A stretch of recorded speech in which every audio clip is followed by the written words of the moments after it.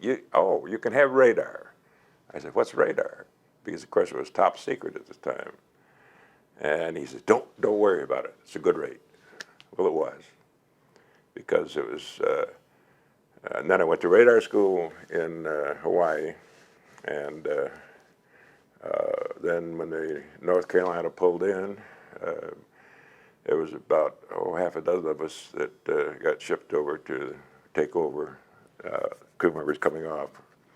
Introduced into our CIC, which for anybody that doesn't know what that means, it's Combat Information Center, and really all of the major decisions went through that little cubicle, because it was a radar that was, when the North Carolina, when I was on it, it had become the radar ship of the fleet because they had the best equipment.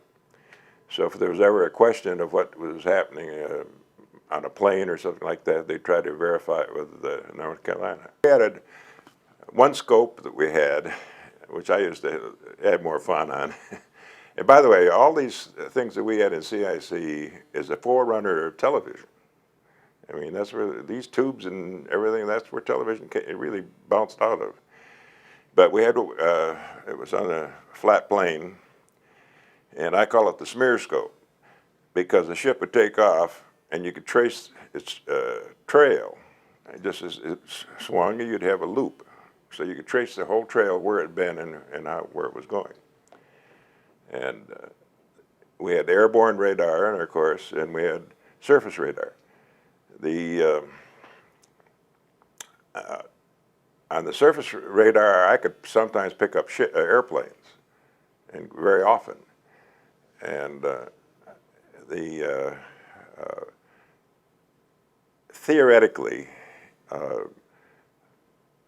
your radar is only as good as the line of sight, technically, which is 12 miles. But in the Pacific, there's a layer, what they call a, I don't know, marine layer. It's not a marine layer, it's a conversion layer. It's a atmospheric layer. So this radar beam could bounce up off of that, reach out an extra X number of miles, depending on the conditions, and you might pick up something that's way out there, which is theoretically impossible. So that we could use that to our advantage.